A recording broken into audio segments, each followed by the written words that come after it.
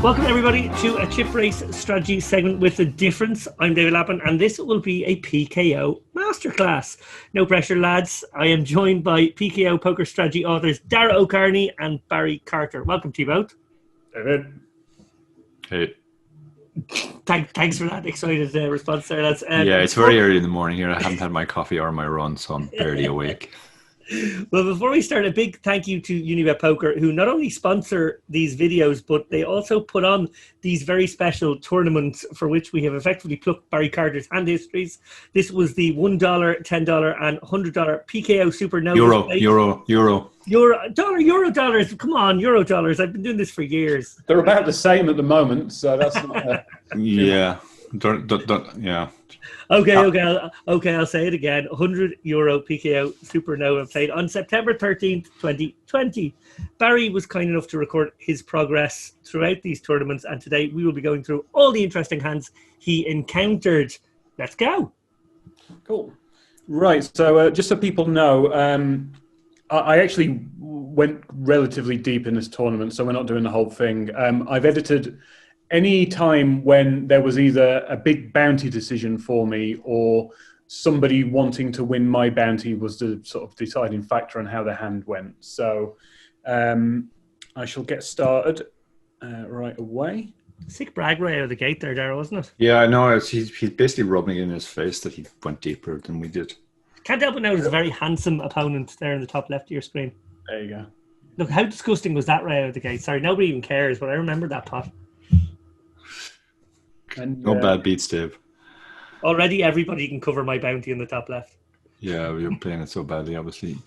So just before we get started, on the right-hand table, limp, I'm on the button with pocket sevens. In hindsight, I actually think this is a good spot to raise because we're so incredibly deep, and if I'm going to flop a set, I want to get a way to get the money in. What say you guys? Yeah, I agree completely. When we're this deep, this is difference between a normal tournament and a PKO. In a normal tournament, we generally like a really high SPR so we can maximize our winnings when we do flop our sets. But in PKO, we're always thinking about like how do we get the stack in, and we're so deep here that even if we ISO'd and somebody else raised again, we could still peel, and if they've been trapping with a big pair or whatever, we get a chance to flop a set and crack their big pair. So this is definitely a very good spot to raise. I must say, I actually I really enjoyed the tournament. I actually think it was a great tournament to turn into a PKO when it's normally a freeze out. I did struggle with it being this deep, 500 big blinds. That's probably going to come across in this hand. I can't remember any of these hands specifically. I just so someone's raised. Wow, someone did the work for you by the looks of things. Yeah. I was going to say, I would have gone for quite a big ISO as well. I probably would have gone like 7 or 8x almost, just to really give yourself, as you say, that shot at the bounty. But wow, he's setting you a price to set mine. Yeah, I would have called here. I would have called here, so I'm surprised I did that. As I said, it's been 2 weeks since we ran a tournament. Luckily, I literally get dealt pocket sevens a few minutes later, so let's see if I completely overplay them to compensate. They can go either way there. Yeah, I agree. Either way is fine there. This is a slightly different situation in that there's only one player in, and there's a much better chance we're getting back squeezed behind. So, same guy again. And he's clearly a button clicker because he's just mashing all sorts of weird numbers here. Hot. Yeah, and that might be Simpson's account in disguise. I'm not sure. Yeah, or a Simpsons student maybe. Well, it's actually a great spot for now. That's an actually beautiful price you want now. Yeah. You're going to get into a kind of a 4-way pot with 50 in the middle. Oh, hello. This is definitely a board we could get action on. Yeah, wet board. I think you want to go a bigger sizing here. What do you think, Dara? Yeah, I mean, we talk about this in the book, the 12% rule, that when you're trying to get all the stack in and you don't want to overbet a later street, if you bet 12% of the effective stack on the pot, on the flop, that sets the pot up basically that you can get it in by the river without overbetting. So, and the board being so wet, we should naturally be going bigger anyway here. So I think I'd go somewhere around pot on this because the strong draws are not going to fold. Probably even top pairs not going to fold, whether we choose this sizing or the bigger sizing. Flush draws are not going to fold. 8x is not going to fold, so we might as well go big. I'm interested that you actually said pot there. I instinctively would have been thinking about 80%, but you're just thinking like, yeah, let's just stick pot in. And I'm literally, one big difference for me between PKOs and normal tournaments is that in normal tournaments, I'm always thinking in terms of the pot, and that's I think the sensible way to do it. But in a PKO, I'm thinking in terms of effective stacks, and the 12% is what I'm aiming for when I have a super strong hand that I want to try and get in by the river. What do you think of me leading out here? Because obviously the button is the one that re-raise, and a lot of people would set up a check raise in a spot like this. I think my bet sizing, by the way, was because we'd already seen this guy sort of throwing stuff around, and I thought if I bet small, he might come over the top with absolutely nothing, and then I can set him all in. Although that's probably not. Yeah, that's fair enough. I think I like the decision to bet because I think even though he seems to be a button clicker, even button clickers can recognize that the 10-9-7 two-tone board is not really their board when they're the pre-flop raiser. He's supposed to have overpairs, high cards a lot, and not too much that hits this board. So this is a board, if he has any sort of sense, he's not going to just auto-fire. So I like the decision to bet. It also puts the guy in the next seat in a difficult position. If he has a hand now, he kind of has to call, but he can get... And then if he has to fold that hand later to further aggression by the button or you get more money in the pot than if you check to the button and then he raises and now he can get away from his ace-10 or whatever. So let's see what happened.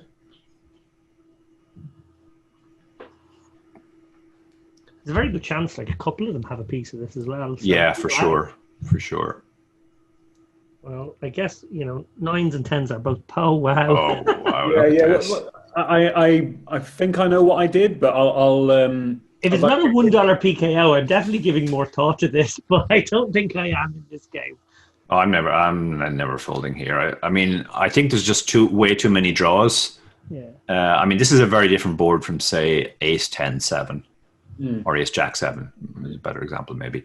It's just like guys will be going mad with draws here, and they'll be overplaying worse made hands as well. They'll be looking at a hand like Ace-10, thinking, I have the nuts here and I have to protect because everybody has a draw. I'm just sticking it in now, and I don't think we're always ahead, but we're ahead most of the time. It's probably a slightly mean-spirited population read, but this is the €1 iteration. Yeah, no, this for sure. This is, as David said, if this wasn't a 1 PKO, we'd have to at least think about it. So, are we going to get both of them in? That could be fun. If the guy's got a diamond, okay. True. Wow, the flop straight is there. Yeah. Great game, Barry. Well played. It makes the screen easier to watch. It does make the screen easier, and as Dara will attest, we don't re-enter in PKO tournaments, so that's all she wrote for that one. Yeah, good tip there for anybody. How did you phrase it there in the book, guys? I remember reading this. Basically, it's like paying more rake, isn't it? Yeah, exactly. The analogy I use is that money gets taken out of the prize pool every time somebody's eliminated. So imagine that all of the money that's collected is on the table. It's sitting on a table beside you, and then as people win bounties, they go up and pull money out of the pile. I think people would quickly get the message that they shouldn't be coming in late when a lot of the money has already disappeared from the pile. But online people don't seem to see that as much. I have no idea what's going to happen in this hand, but I kept it in for some reason. So I've raised it as a gun with pocket jacks, and it's kind of a pretty decent board for me in that I block some of the straights that get there. I've got an overpair, might get action from a king-10 or an ace-10. Do you agree with that analysis so far? Yes and no. You do block the draws as well, which would worry me then if you get a lot more action. Obviously, if we get called, it's kind of nice. You probably think you're still ahead most of the time. But if you get raised, I start getting a bit worried. Also, when you say this is a good board, that's true for your specific hand in the sense that there's 3 undercards to your hand and you have a gut shot as well and backdoor diamonds. But for your range, this is actually a pretty bad board because you're supposed to have high cards mostly and he's supposed to have these type of cards more often. Yeah. Now, he's the big blind, so he's going to have a super wide range. It's different if say, it's somebody in position who's called who will have hands like 7s, 9s, 10s. etc. So we definitely have to go ahead and bet, I think, even though it's not a great board. But as David said, if we get raised, we're not going to love it. But we have a hand which figures to be the best most of the time, and benefits very strongly from protection. A lot of his hands will have one or two overcards or some sort of backdoor equity or even front door equity. So I knew I was going to get in trouble for bragging about blockers and pretending I know. Yeah.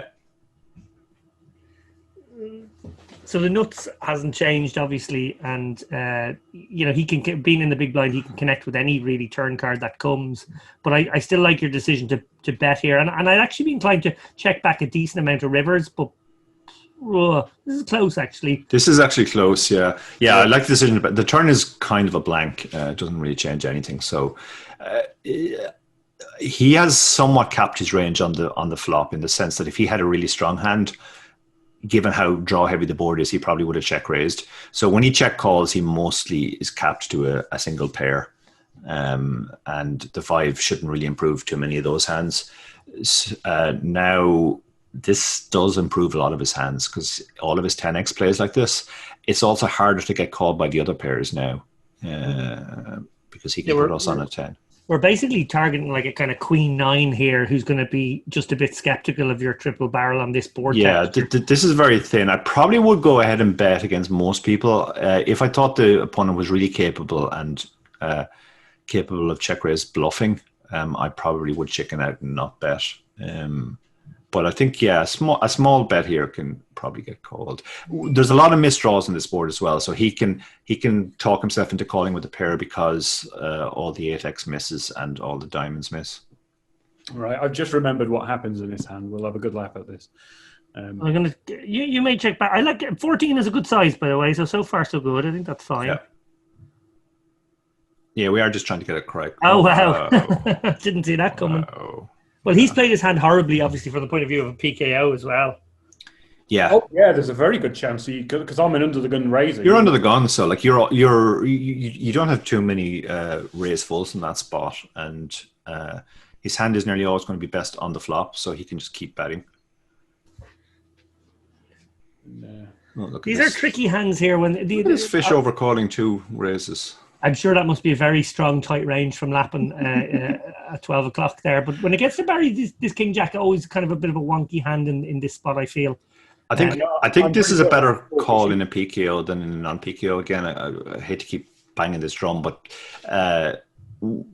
in a PKO, we're basically playing for 2 pots. We're playing for the main pot, which is in every tournament, and King Jack doesn't do great 4-way in that scenario. But we cover the fish who overcalled after the 2 raises.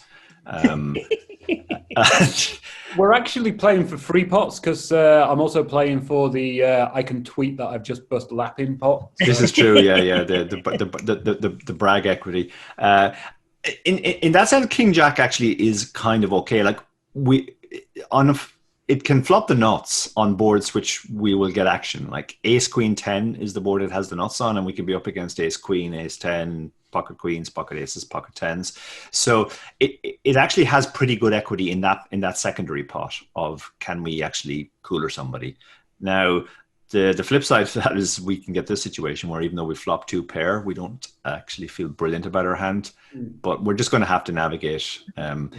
The pre-flop call was justified more by the fact that on some specific flops we can cooler somebody and get their bounty. So what's your line here? Because I check, and I'm pretty certain I check as much as for any other reason as I don't know what to do, so I want to see what everybody else. Oh, we never. I mean, we have no bets here. Yeah. We literally have no leads because this for a start, this board doesn't. It's not our board. Most of the time, we have absolutely nothing here. So even if we have flopped super strong like we have, if we start betting our strong hands in this scenario, then our checking range is just decimated. We just have to check here and see what happens. Also, we don't love our hand all that much because, like, even though we have 2 pair, we're losing to aces, kings, jacks, ace king, ace jack, queen 10, all of which are possible. And even when we're ahead, there are some very strong draws out there. spades specifically. So we just have to basically play this fairly conservatively. Good, because that's almost certainly what I will have done, because I know what I'm like in these spots.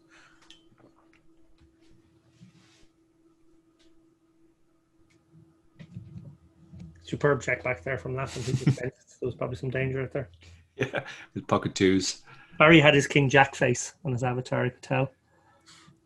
So Barry, you do lead out here. I might let another one peel, or I might lead out. It's kind of close there on the turn. I kind of feel I could go either way as well. I think I do prefer the lead because I think we'd have heard from all the stronger hands by now. I don't think anybody's slow playing a set or better two-pair on this board. So I feel like we have the best hand. I also feel like there's a very strong chance it's just going to get checked around again if we check. So and this is a situation where we can balance fairly well. Like if we have something like Queen 8 of diamonds or Queen anything of diamonds, we picked up a flush draw, we've got a gutter, we could lead out and just try and take advantage of the fact that everybody checked the flop. We could also do the same with our spades, which we would check on the flop. So there's a lot of hands we can semi-bluff with here, which means we can also value bet our stronger hands. I don't know what I do yet on the river. This feels like a bet folds to me. What would you say? Pretty close. Like, yeah, bet fold certainly seems reasonable, but then I guess you're thinking of like a blockerish type of size and maybe like 8 big blinds into 34, something like that. I presume I'm going to bet small if I do bet. Let's have a look what I do. Yeah, I like bet fold as well. Against one opponent, I think I prefer. You're sort of targeting ace queen and ace 10 if you're betting there. But they're going to hate the river too. So they're going to hit the river. But if we bet small, we might get a cry call from them. Because again, a lot of draws have missed. If they think we might have spades spades got there. If they think we might have picked up diamonds on the turn or bet a gutter. Just a small point there. I noticed there, Barry, on the right-hand screen has min-raised the 9s there, Dara. At this stack depth, would you be... I know certainly when you get kind of 100 deep or less, you're more inclined to be a min-raiser than I think most people these days. Still, I know you've pretty much nailed down those opening ranges off when you min. Do you like it at this stack depth, or would you be kind of looking to more 3x off 300? I'd actually 4x at this stack depth because we're so deep. My general rule of thumb is below 100 big blinds, I'll min raise. 100 to 200, I'll 3x, and above 200, I 4x. Nice. That's interesting because I put 0 thought into that. But it's rare that I play a tournament this deep. 500 big blinds is obviously very generous in that respect, so I don't put much thought into it. It's so we got squeezed, and we've similar spot to the bucket sevens. Really, we've hit bottom set on a very draw heavy flop. So let's see what happens. Yeah, this is a scarier flop because obviously King Jack is very possible on this flop, and Jack 8 less so, but. So a big bet. I'm struggling to think about what I'd actually do in this spot because let's see, can I win a bounty? Yeah, we can't quite see the bounty of the other guy, or the stack rather. Is he not this? Oh no, he's not. So I'm presume. Well, let's pretend. I'm pretty certain I'm. You're more than most people on the table, so most people, yeah. Well, given that that's the start, that could imply he's one of the bigger stacks. Okay, well. Oh my God, we're in another of these spots. This is the hand I was telling you about before we started the call. I mean, we got here with a stack to pot ratio of under 10, and we have a set. So the overcaller can have King Jack more likely. I think it's unlikely for the squeeze. Yeah, agreed. So he's probably got like ace jack of diamonds or an overpair that he's hugely overplaying now, or ace queen or something like that. But I think like when again you can just boat up a lot and overtake the straight. So it's really just tens and queens you're worried about. And you have to ask yourself, would Zach King 3-bet queens pre and tens pre? Probably. So it's probably just trying to fade the original squeezer from having queens or tens is the only nightmare scenario.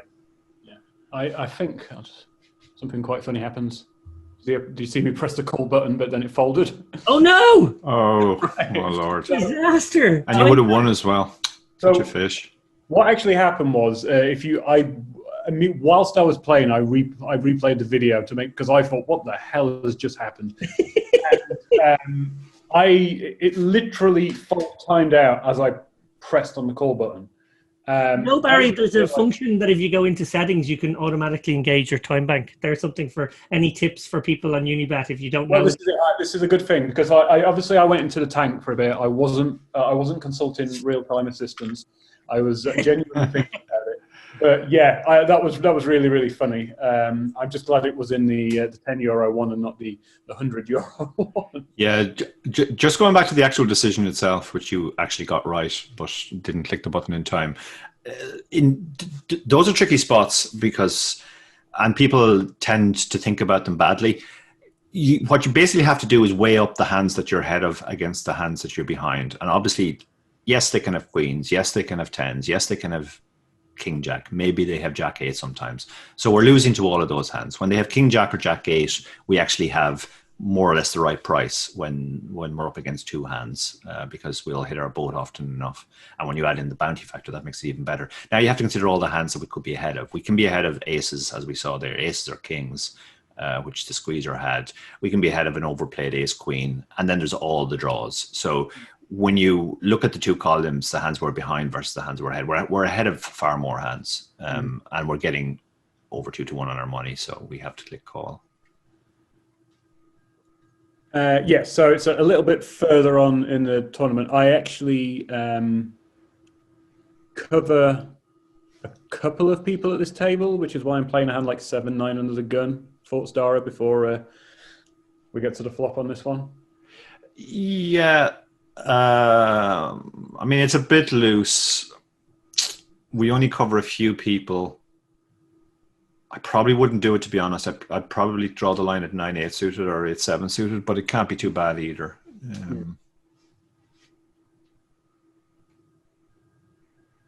That's a pretty interesting flop.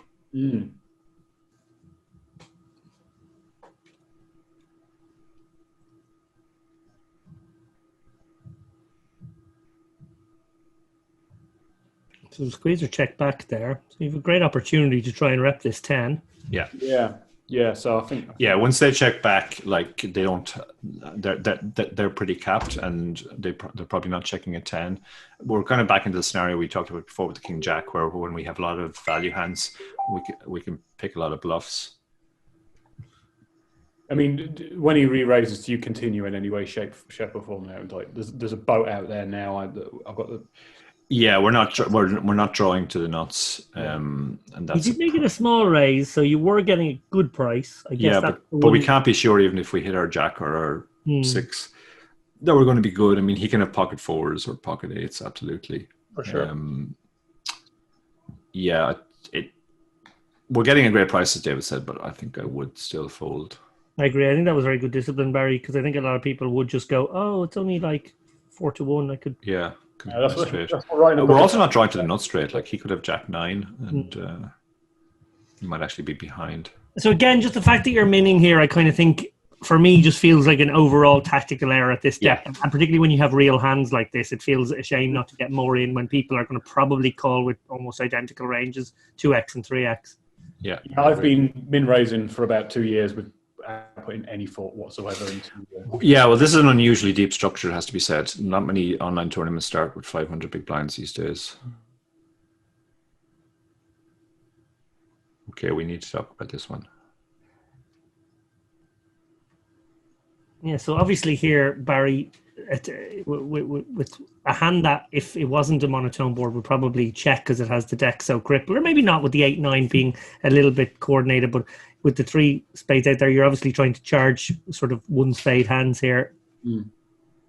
And that's a disappointing turn, but of course we still have some boat possibilities. Well, yeah, some we have to call because we can actually be ahead. Like, he can be betting worse hands for protection. Oh, I definitely check. I go for the check raise here myself. Yeah, me too. You do that. Okay. Yeah. In hindsight, I'm only getting called by I'm only getting re-raised by another boat at this stage, I suppose. knows, or a straight flush. I think if you go for the check raise, probably the queen and the king of spades will still look for value because they would assume you'd have kept betting yourself with better spades. And I think then when you put the raise in, while you might clear out the queen of spades, like he mightn't call the re-raise with the queen of spades, he probably should fold it. I think the king of spades might still look you up, but you're definitely getting called by all the boats, and therefore you get paid handsomely when you hit.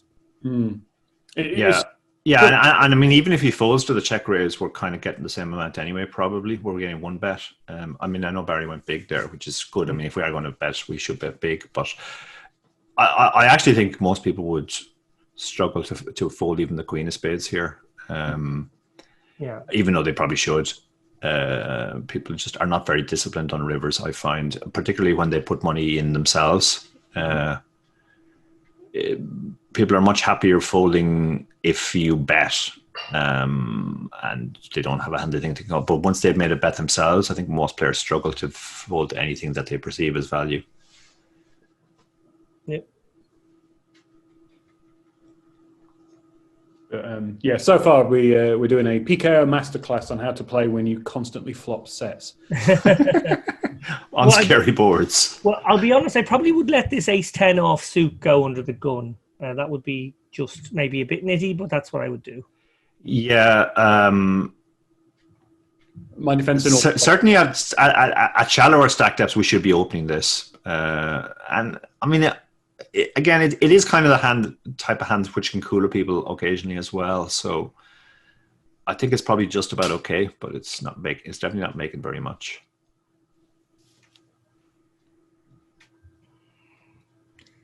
So we have a suited connector over on the right-hand side table now.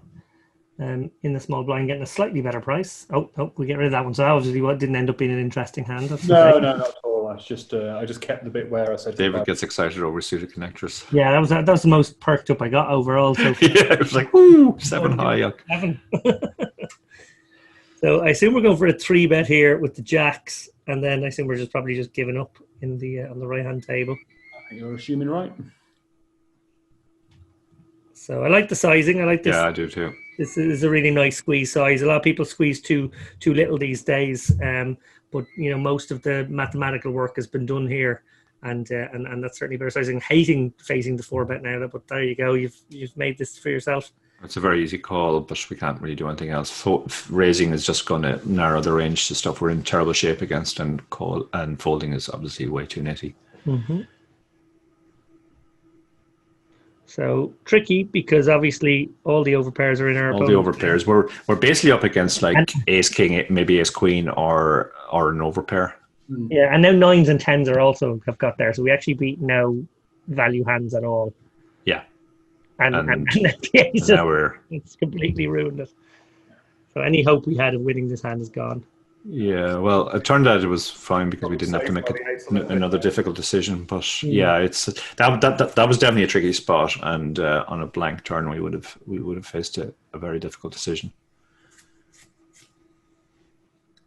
So, just in a general sort of sense, as your progress relates in this tournament, you are now the one covered by almost everyone at the table. Obviously, a few things have gone wrong for you in the last 2 or 3 significant hands. We do cover the guy to our immediate right, but are covered by, I think, everybody else. That's right, yeah. So, Dara, when you're thinking about this kind of stuff within the satellite, obviously you're multi-tabling usually, but still paying a decent amount of attention to each game.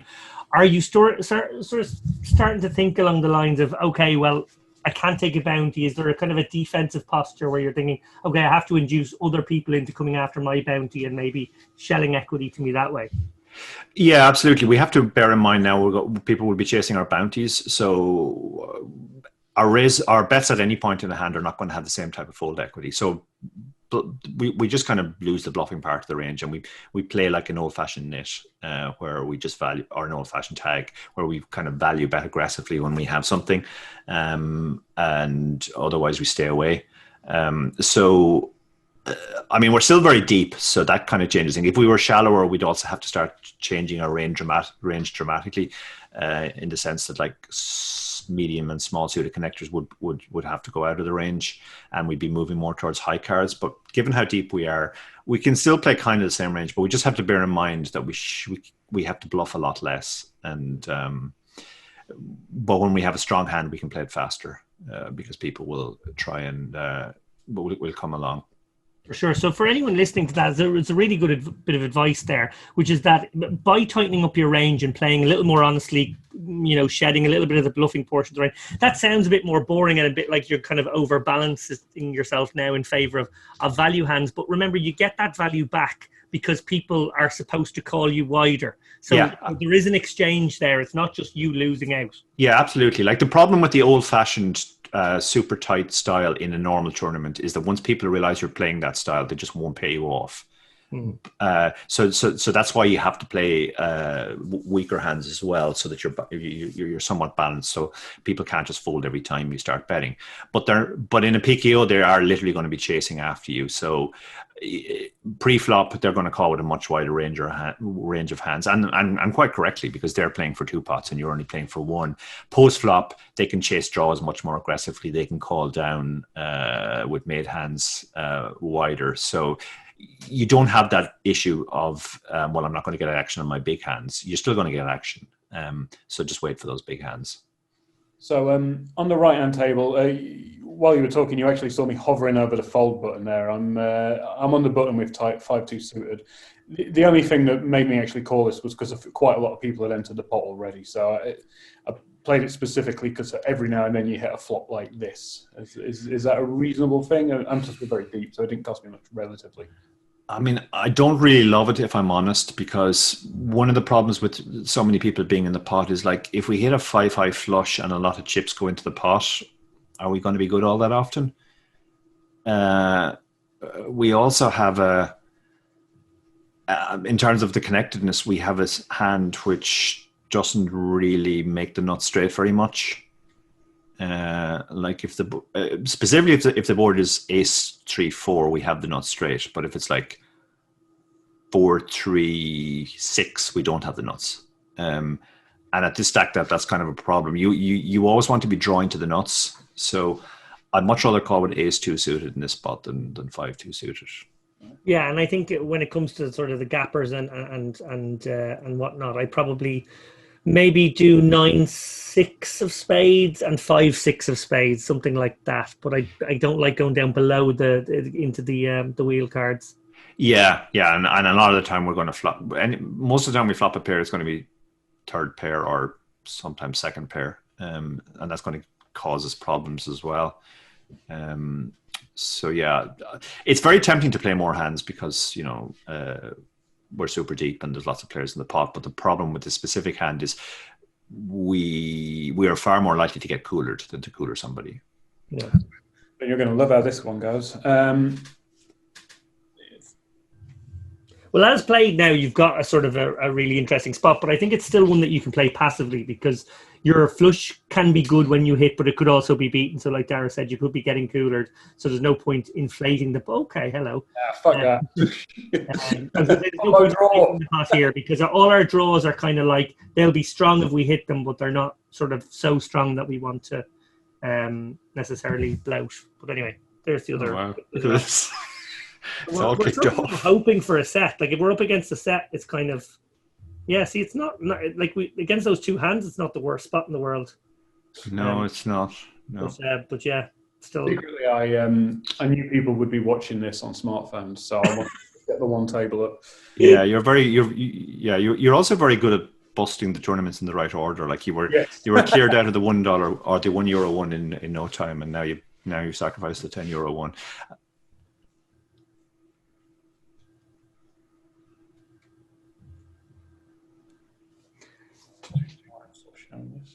Well, we're roughly. I'm not sure why we're watching this, but I was going to say we're roughly halfway now, or at least we have been now that we've done a bit of fast forwarding. So I'm going to guess now, obviously, with it being one table, and we're getting a bit kind of shallower in general. Obviously, most of the stacks are sub 200 now, so we're kind of entering into a more tournamenty feel. Yeah.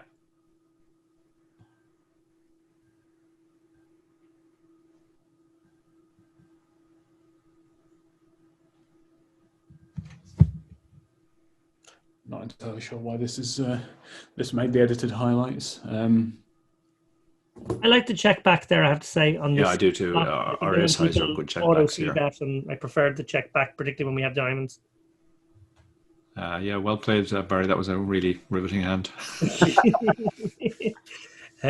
While we have this break in interesting hands that Barry's is putting us through, I do want to say that the Supernova PKO was a really big success. It was really well received by the players on Unibet. I think this format is really well enjoyed. Something you guys obviously spotted well ahead of time, hence the book. But it was great to have the attachment of the book to this event. Obviously, everybody who cashed the 100 quid event got a copy of PKO Poker Strategy, which I know was very well received. And it also meant we ended up with quite a big prize pool. This ended up probably getting maybe 30% more than the average Supernova prize pool, certainly about 25% more. So I think this could become a more regular thing. I'm certainly lobbying internally, and as is Dara, that this maybe become almost a monthly variation on our Supernova. Yeah, it was great to see the success because, I mean, I have to say I was slightly concerned because PKOs haven't really taken off yet in a major way on Unibet. So I thought maybe that'll turn people off. But I think the novelty of it got people in. Certainly everybody I spoke to afterwards enjoyed it. And I think it'll actually help kickstart PKOs in general on the site as well. And yeah, I think the idea of doing maybe once a month is a great idea. And obviously they should keep buying books because Barry gets very happy when people buy books. Yeah, you beat the guarantee like really, really quickly as well, which I was impressed with. Because I know the Supernova vanilla free tournament was overlaying quite a few times. So I was keeping an eye on the lobby, and well, I mean, you can almost see if I'd had the screen over to the right side, you get to sort of, what is it, 260 players that you need or something relatively quickly in the tournament. So. Yeah, just before we move on to the next hand, on that Queen 10 hand, that's definitely a fold pre-flop. It's far too wide to call with a hand like that in the middle of nowhere. Yeah, I'll tell you what I was doing there. The logic was that there was literally the one player that I covered. Oh, sorry, I actually didn't notice that. Yeah, that tips us towards. But then again, if I was going to play the hand, I think I'd prefer to take the aggressive action and then at least get to play the hand in position as the aggressor. When we call, everybody behind is incentivized to call for exactly the same reasons we called, and Queen 10 is just a hand which Queen 10 offsuit plays horribly multi-way. Right. And exactly what happens is going to happen. Like a lot of the time, we're going to have the second best hand, but we're going to have to put more chips in. Right. That was a well-timed boring, Blake. Everything else is interesting again now. I am super short, obviously. I wouldn't normally go set mine in the short, but I kind of think when I do hit, I really am going to get paid. Yeah, absolutely. This is a difference between normal tournament and PKO. We can set mine far wider in almost every situation because people are more likely to put money into the pot post flop when we hit our set.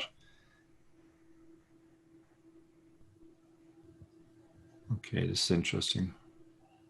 Do you call David there or raise? I think I might have been more inclined to flat, but I if I do go for raise, I'd probably go a little smaller. I'd probably make it like 7.58. Yeah, I agree with that. I would consider flatting because of the player behind. We're basically trying to get as much money into the pot as possible, and we might induce him to make a inverted commas move because when the action goes bet, c-bet, call, that's a spot where a lot of people recognize that, well, the c-better might have nothing and they think we've capped our range by just calling. So they might in inverted commas make a move. Good advice there. Now we see the guy who's very short under the gun has opened 2.5 off his 15. So that should be pretty strong range, to be fair, from him. I don't think we can be getting funny here with the ace-8 after an overcall. I think there's a way to leak chips. I agree. I can see why Barry's doing it. He's thinking the guy's very short and we can win a bounty. But the problem with this hand is we basically need 2 pair or better. And apart from the fact that doesn't happen very often, some of the time, there we go. Some of the times when it does happen, we don't even have the best hand. And we can't be sure we're getting the guy's bounty either because like 4-way, he's not going to continue now unless he has a legit hand. 5-way, sorry. Yeah, so interesting. Now, if it does get round to us, I think we should put out a bet there. That board's obviously wet enough. Now that it's been bet, I think it's absolutely. Oh, you're shoving. Okay. I think, yeah. I would have raised, but I probably wouldn't have shoved. I think probably making it like 16x and setting up a kind of a better priced. Oh well, Barry understands the villains at the moment. Yeah, I've got this really. Yeah, his king's lost his mind now. Steel player, as they say in live poker. Yeah, I don't need none of that soul. Yeah, so this is a weird one. I was going to say, oh wow, diamonds. Okay, that makes sense. But I was going to say it's hard to think of what hand wouldn't have bet himself, and then is this? Yeah, that hand doesn't make sense for sure. Yeah. Yeah, I mean, we got best case scenario there, and it worked out. We managed to hold as well. So at this stage, I'm feeling really, really good because I've been short for ages in the tournament. And is this meant to be a justification for opening this 6-8, Barry? Again, my I get to use it's a bounty defense every single time. Sure. Yeah. Well, the guy is super short. It's the one seat we can be a lot wider from. But yeah, I mean, I'm flashing back to when I met Barry first, and he was the tightest knit. There we imaginable. I just don't recognize what's happened. Like he's turned into this absolute lunatic. Yeah, no offense here, lads, but 3 hands in a row, you said I've made the wrong line, and look, 3 hands. It's worked out each time, yeah. Absolutely. Results-based thinking for the win. No, and don't get me wrong, I would have opened a lot wider given the scenario of the guy in the big blind. I just think 6-8 off is particularly trashy. Yeah. Well, now you look like an absolute lunatic. So. Are these chronological still? Great time to. Still chronological, but great time to pick up queens, obviously. Yeah. Yeah, they're all like this guy's a clown. Look at this guy opening 6-8 in the middle of nowhere. At this point, I think everyone's Googled Barry Carter, found that you actually authored a strategy book on it. You have That's amazing. Oh yeah, the guy just literally lost his mind. He was like, "This fucking clown is 8-6. I'm gonna shove all in, and he's gonna fold." Oh shit, he called. I'm flashing back now to actually the tournament, playing it myself in real time, and I remember having a look and seeing Barry had like 30 bigs at one point, and then at the next break he was bragging about being chip leader, and I was like, what the fuck happened there? Yeah, I guess I know now. Well, when you play like a lunatic and always flop 2 pair or better, it was pretty much just an orbit for me to go the shortest to the second in chips in this tournament. Yeah, that's going to happen a lot in PKOs because like everybody is playing losers, so. You're certainly trying to outloose them here. Was that a limp? This is Victor Ramden might have even folded this. Okay, well, obviously have a lovely hand here. Our villain has probably made it look like he's got a pair between 8s and kings. Yeah, as played. So. I'm not too sure what he should probably bet with that range of hands. Again, I limped just because I think the guy who's now in the big blind limped. What happened in the Ace-5 hand? We'll never know. I obviously just took a break from being an absolute maniac, and I just one bet took it down. Okay. Not too sure why I'm still showing it. Oh, right. Okay. So, yeah, I am playing like, well, I cover everybody at the table. That's not a justification for opening Jack 4 suited well into a PKO. No. Wait on. You are going to backtrack. Look at the top left. Look at the stack of one of the players that's folded. Yeah, but he's sitting out. Yeah, no, but my whole thing is kind of like, well, I'm going to raise it up. I was raising to try and isolate him, but then he folded. Okay, he folded, and he wasn't timed out at the start of the hand. No. Okay. Okay. Okay, yeah, that's fine. Yeah, that makes a bit more sense. Yeah, that does make sense. Yeah. Obviously, now I find myself stuck in this pot with someone who's probably got something. But it's not stuck. I just give up now. I mean, I don't see the point in putting chips into the pot now. Running 4s, nothing beats that. Running 4s. Dan Harrington had a very good phrase for this. He said that when you do something like that where you're raising pre-flop with a hand you really shouldn't be raising with for a very specific reason, you need to remember that when the flop comes down. Okay, so now our guy is all in. He's committed with his fraction of a big. So now some lunacy could be justified. Yeah, absolutely. And we see now what happens here, because these are always very interesting spots. I'm sure everyone's familiar with them. When the really short guy, a big or less, gets in there, sometimes it's we really can't fold now. We can think about raising sometimes. I mean, we cover everybody at the table, so this seems like a very good spot to exploit everybody by raising. Yes. Yeah, and Torso's only got 22 big, so if we had to... we can actually be playing for his bounty as well. So yeah. I quite like a 10x here, yeah. Or 12, yeah. Yeah.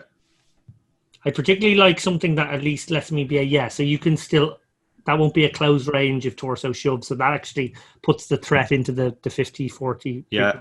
I like this. Like, people looking might say, well, why are we not just calling? But the people behind are actually getting a very good price to just shove then when that happens. And we really don't want to induce that. So we're better off raising.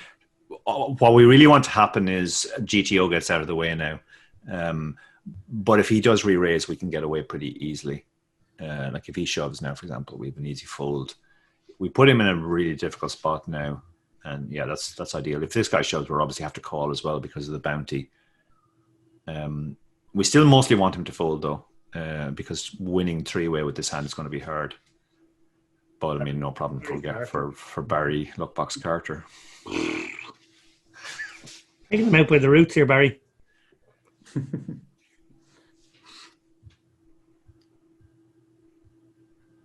Yeah, there you go. Nice. Okay, what's your justification here, Barry? I don't see any one big blind stacks about. I've said it from the start. I'm a chip leader. Every hand is more profitable to me. Especially yeah. Okay. But you got to build up that image and something field player. Well, I actually must have hit something here for me to have kept this in the video. Yeah, no. He should do this a lot because you are playing. Now, and is the justification going to be he's got a bigger bounty now? Oh God, I've got a horrible feeling. What do I do? There's no way we can call here. Good. Okay, well done, Barry. Yeah, I think, like, obviously we if I'd have called I think Dara would have petitioned to get my name off the book. Should be even smaller writing in the next one. Yeah, on the back page. Just before we continue, like under the gun limped, I've got Jack 9. I cover everybody. You're okay with me limping along, Dara? Are you going to tell me off about that as well? I don't like it, if I'm honest. It's just this hand makes the second best hand so often. I think you're a little bit overly focused on the bounties at this point. We are well into the tournament. Half the field almost is gone, so the bounties are becoming less of a factor. And I mean, we're still well off the money, so I guess ICM isn't a factor. It's not terrible, but yeah, I probably don't recommend it.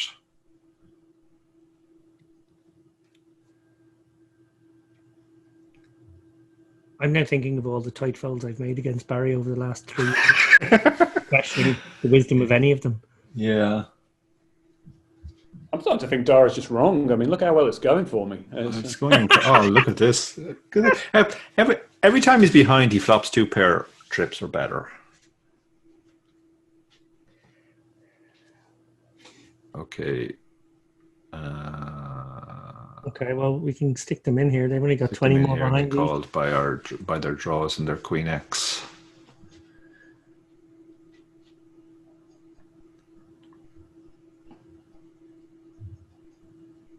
One victim.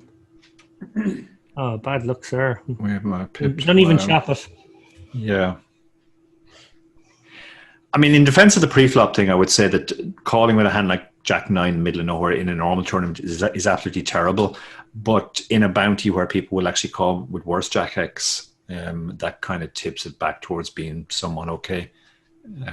It's nice that you're starting to backtrack on my plays, Dara, now that you realise that people are going to watch this video and still want to buy the book. So, well, I mean, this style of play is tremendous fun, and it's one of the reasons why PKOs are such fun, because you can justify all sorts of boneheaded plays based on, oh well, there's a bounty, or oh well, I'm chip leader. You're doing so well there, Dara, with the emphasis on fun, like Barry was a fun player, but then you used the word boneheaded.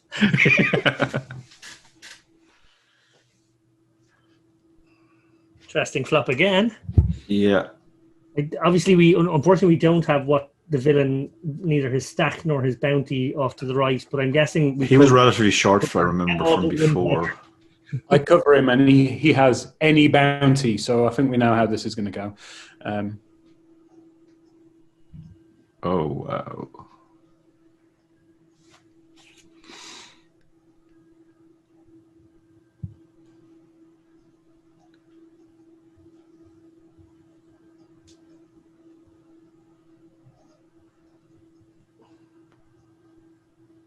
I think most of our audience are in shock that you didn't... Oh, that's dirty.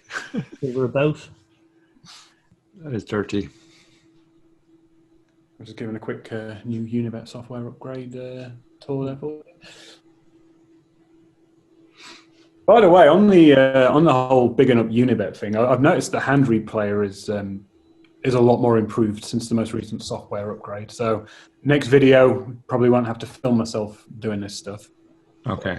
Yeah, because you can actually pull your hands off the replayer now as of a couple of weeks. Yes. I don't know whether they show the bounties or not. Not many replayers do, unfortunately. Not that it factors into my decision making whatsoever. So similar stacks here. I mean, out of interest, I mean, do you play the flop differently there? Because I'm kind of thinking the flop's good for the big blind, but it's actually not bad for my specific hand, really. It's also not that bad for your range either. Like, it's different from if you've come from early position where you're more high card heavy, but you've a fairly wide range on this board as well. So I think your hand particularly benefits from a bet. And it benefits from a bet. But I do think it's probably, if we put this into a solver, it's sometimes check, sometimes bet. But this hand is tempting to bet for a number of reasons. If we fold out 2 random overcards, that's really good for us because he had decent equity against us. Yeah. If it goes check call, there are turn cards that we can barrel, like this one, for example, a diamond, where we can maybe get to fold out a 5 then. If he has something like 6-5 with no diamond. So betting kind of is more flexible, let's say. Allows us to play the hand more flexibly. We can be cleaning out equity, and we can also be setting up future street bluffs. Cool. If we get checked, I definitely like a small bet here. I think we have to. Now we have to call. Oh God, look at this. So now we're sort of rooting for an 8 or diamonds in his hand, and he's gone big. So there's a chance he might call it all in. Yeah, I like that. Yeah, I like this. Yeah, this is good. Too. There are worse boats about. Well, not really. One worse boat.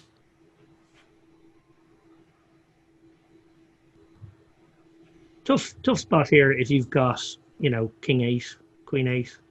Also, if you've been observing how I've been playing for the last hour. Yeah, again, if we put it into a solver, I'm pretty sure it would say if he has an 8 with a diamond, he kind of has to call for sure because he's blocking too much. But he's basically in a bluff catching situation now. So if he folds all of his value hands, he's overfolding, and we can just do this with all of our bluffs. So he has to call some of the hands, and hands that block boats or flushes are probably best. He's going deep into the Bonomo bank at the moment. So your obvious bluff in this spot is probably a hand like 5-3 because you're sort of blocking a lot of the boat possibilities. Yeah. I've moved tables.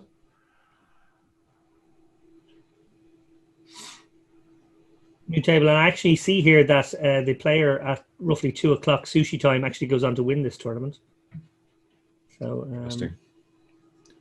I hope that wasn't a spoiler, and we're not going to see Barry donate to him. Out of interest, do you actually play this Ace-9 here? I think my logic is actually just again because there's one player that I cover at this stage. Obviously, absolutely no. Yeah. I mean, suited aces are probably one of the most misplayed hands in poker. At this kind of stack depth, 50 bigs or up, we can pretty much do exactly what you've done, call against any opener. And that gives board coverage to our calling range. So it's not always just pairs that are trying to flop sets or suited connectory type hands. We have some aces in the range as well. And this hand also benefits from the fact that if it flops a flush or a flush draw, it's going to be the nuts, the nut flush. So yeah, this is decent, and it's also a versatile hand in the sense that like it plays fine heads up, and it also plays fine multi-way. Great point. And it's diamonds, which was my logic in the hand, I think. So I think we've got to go for the ISO shove here if the original razor folds. Yeah, I think the two ranges behind us are super wide. We're probably well ahead. If Brutoso had folded, I would have ISO shoved, but now I'm just folding because we're going to be dominated far too often. Yeah. Yeah, I think that's what I was pondering whether I could get involved, but evidently not. Yeah. And again, it's like it's not the same situation where you had this sort of 300 bigs to everyone else's 20 and 30 bigs like earlier on. You know, if you call off here and lose, well, obviously if you call your entire stack off and lose to Bruto, you're gone. But if you were even to lose half your stack or 2/3 of your stack at this point, you're sitting there 59 of 113. You're not that far from the money. Probably maybe 45 minutes or an hour from the money here. And yeah, I think this is where maybe the very beginnings, Dara, of the tournament structure starting to kick in to balance out against the knockout factor. Yeah, completely. Yeah, absolutely. Already at this stage, the bounties have gone way down in value. Now we're seeing them the stacks expressed in big blinds on the screen rather than starting stacks. But for example, like if this guy is shoving for 25 bigs, and if my maths is right, he has 1.5 starting bounties. Like if he has 3 or 4 starting stacks, then the bounty plays almost no factor in our pre-flop ranges. Yet people will look at this and go, well, he's got more than a starting bounty. I'd like to win that. And the min cash is only €86 and it's still a long way off. So there's all sorts of false heuristics people use in these spots. But the reality is it's the ratio of the stack to number of starting stacks to number of bounties, which we call the bounty factor in the book, which is the key thing. And that kind of has to be close to 1 or more before the bounty becomes a major factor. And usually at this stage of the tournament, even a relatively short stack like 25 bigs will be 2 or 3 starting stacks. And the actually, we can work it out. What was the starting? This 25 big blinds would represent probably 1.3, 1.4 starting stacks. Okay, 1.3, 1.4. So actually, yeah, okay. So in this case, the bounty factor is in or around 1, which means we're getting a 6% bounty discount, what we call. So we need 6% less equity than we would normally, but then that's slightly counteracted by the ICM as well. So actually, that's going to make this a pretty close spot, I think.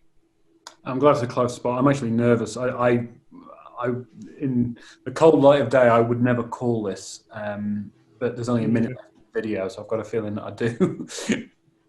Yeah, I feel like I probably need, to be honest, king queen off here. Yeah, okay. I'm going to use real-time assistance here in the sense of the book. In the book, we put some charts of the equity of different hands because you do have to consider making much wider call-offs. Now, in this scenario, because of the bounty factor, if you can just rewind, can you rewind it slightly to see what odds we're getting? Yeah.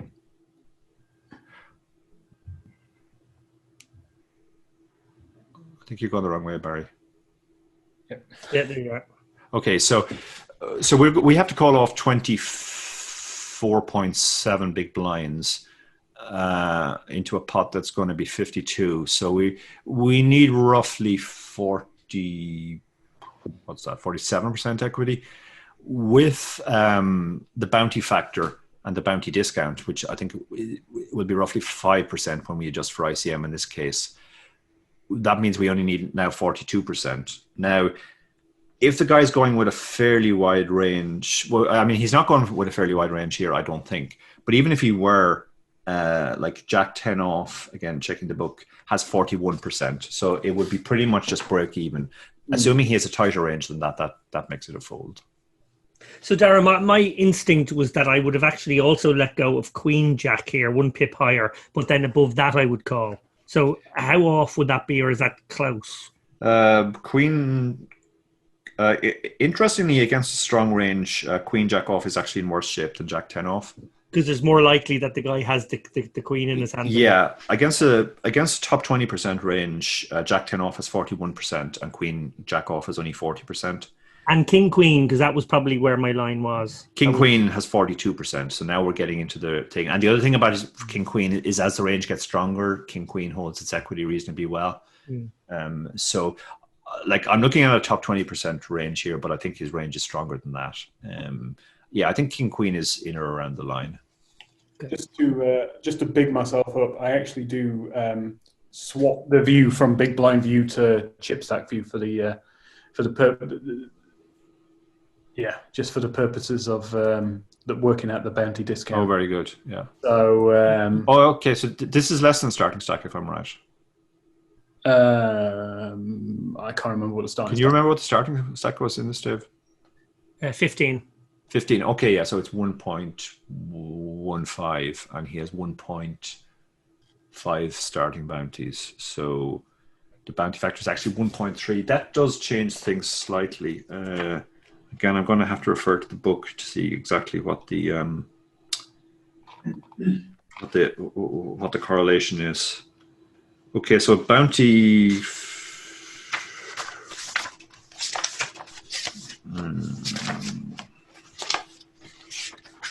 Okay, so bounty. Yeah, that. If we adjust for ICM, that makes it about a 6% difference, which still won't be enough to call with Jack 10 off. But yeah, I think it would make King Queen off a call now for sure. Okay. This is the final hand of the tournament. So unless I bust 95 people in it, I don't think I'm going to win it. Yeah, it's been a real roller coaster. What a journey! It was a lot of fun to play because I was in every single position from nit to maniac to big leader to. This, but yeah. We've seen the full range of the Barry Carter game of like folding sets on the flop. Opening 8-6 off in early position. Yeah, no, I think I might try and sell my services to people who are worried that they're playing too GTO to, if they don't want to get caught out by these sites that ban you for playing too well, you let me play on their account for us. Yeah, I mean, you're exactly the type of player that if you were to go on a heater now. People would start saying that you were the greatest player ever, and you were so much better than all the GTO bots. Yeah. So I'm about to go all in against this opener. ICM is starting to play a factor. We're slightly near the money.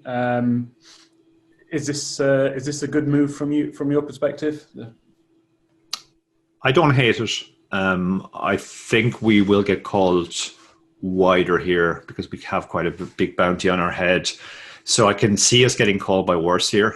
Yes, just so we're clear, that actually was my logic. It wasn't that I think I can fold somebody out of the hand because I've got an ace blocker. It was yeah. I mean, folding is. I mean, presumably there's some folding as well. And like picking up 5 big blinds when we only have 28 is also a very good result. It's slightly.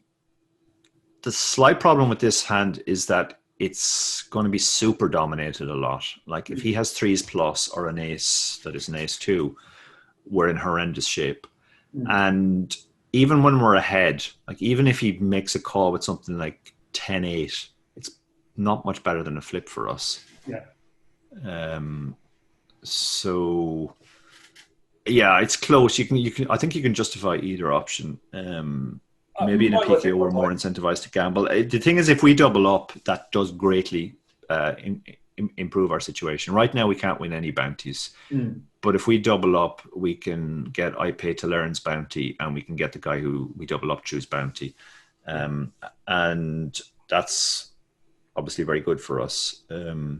In a normal tournament, I'd never take the spot, but in a PKO, I could definitely see myself going for it. Yeah, my logic was simply I have a big bounty, and I think I'd get looked at by a king 10 sort of hand or pocket kings, obviously. Yeah, and the thing is, like, even when we run into kings, we have a shot.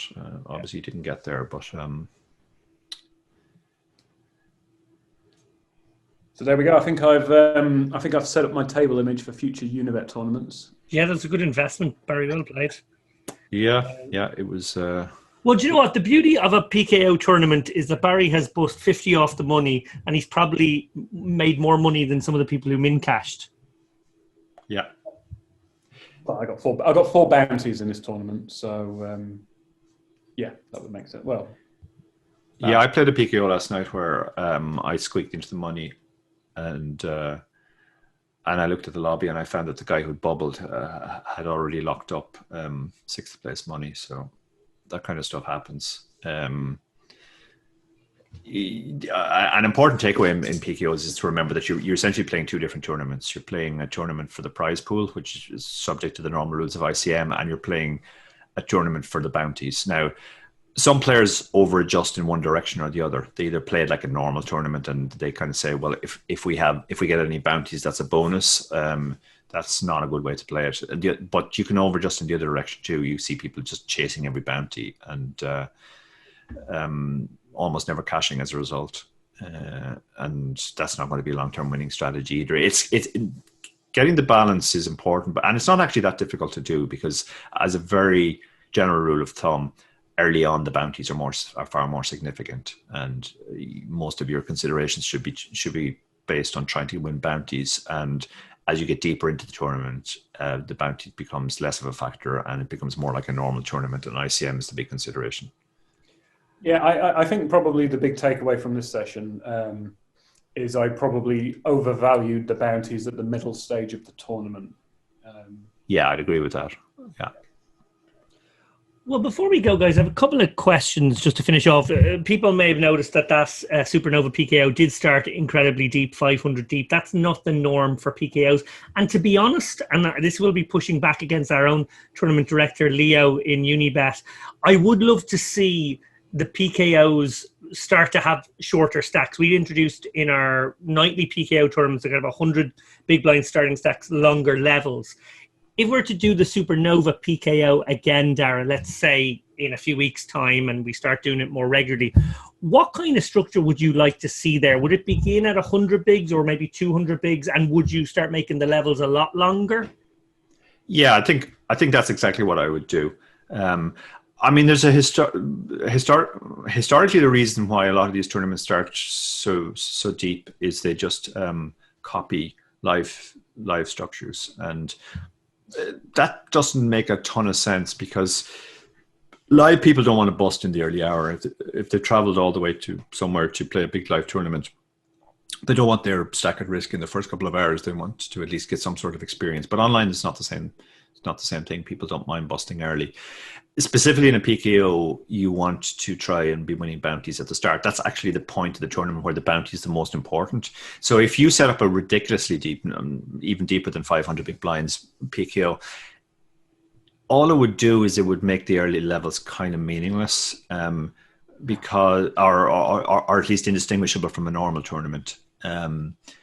You really want the bounties to be in play early on, and the shallower the stack is, the more likely it is. Now, we spoke at the start of the video about taking certain lines, like, bumping up a hand like sevens, for example, so that we can win the bounty if we flop a set, or using bigger sizes than we would normally on flops to try and engage the bounties. That's an adjustment we can make to try and get the bounties in play early on. But the reason why we're having to do those plays is because the structure is probably too deep for a PKO. As I said, the ideal is you want the bounties to be in play from hand one. Now, you don't want to take it too far. You don't want to give everybody 20 big blinds. But 100 big blinds seems like the sweet spot. Yeah. Excellent. So, well, final point, I'm going to ask you both to put your salesman's caps on. Maybe Barry, start us off. Why should people play PKO bounty tournaments if they are a recreational player? Sell them on that idea. Probably because you get players like me in them.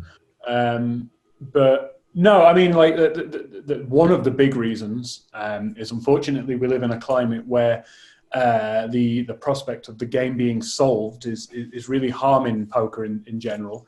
PKOs are not only are PKOs a very difficult format to solve because the bounty adds a layer of complexity that just goes on beyond any game tree that you're not used to seeing.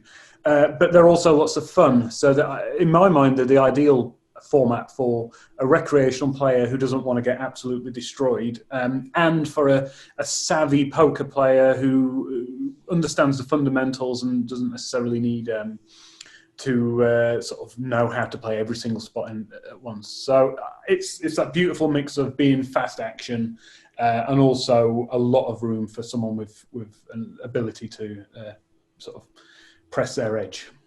Excellent stuff. Well, Dara, sell it to the pros out there. There obviously are a lot of pros who love the old vanilla games. They love the games where they've worked out the ICM and they understand the pace and format, and they have that sort of natural sense of it down. Why should they embrace this format these days? I think there's a couple of reasons. One is the reason which always arises every time there's a new format, which is that the strategy has to be relearned or rethought out from scratch. And if any pro worth his salt should back themselves to work the strategy out quicker than the average player. So the biggest edges that are possible are always at the start of a new format, as the pros get towards the optimal strategy much quicker than recreational players. So that's factor number one. I think the ROIs that are possible in PKOs are much bigger. Factor number two is recreationals love them, and the fields in any PKO at any buy-in level these days online are much softer than the equivalent vanilla tournament. So you have to follow the recreationals basically, and the recreationals are moving very much into PKOs. A third factor, which I think maybe people don't think about so much, but it's that because the correct style is to play much looser, and as we say in the book, if you're not busting a lot of PKOs early, you're not playing them correctly. And that means in terms of volume, if you're trying to play a high volume, it's actually good. If you're a pro, if you don't cash a tournament, the next best outcome is to bust it early, because then you can load up another screen and play another tournament and increase your volume that way. So I think because it's a quick format, you can play more tournaments than if you're sticking to vanilla tournaments. So that's a third factor. And I also think they're just more strategically interesting than normal tournaments. We've kind of reached a stage now where all the regs, they've watched all the videos, they've run the solvers, they have their GTO ranges worked out pre-flop. So everybody's playing very, very close to optimal. But in PKOs, that's definitely not the case. You'll even find when you go into them that a lot of other regs are playing them quite poorly. Again, going back to the over adjustment factor, they're either playing it too much like a normal tournament, or they're going buck crazy chasing bounties at periods where they shouldn't. So I'd say they're the biggest reasons. It's the fact that it's essentially comes down to it's a newish format, and it's the format that attracts the most recreationals. Great stuff. Well, it has been a real pleasure doing a hand history, something a little bit different for our YouTube channel. Barry Carter, it's been a great pleasure having you, and Dara O'Kearney, thank you as usual. Thank you very much. Thank you.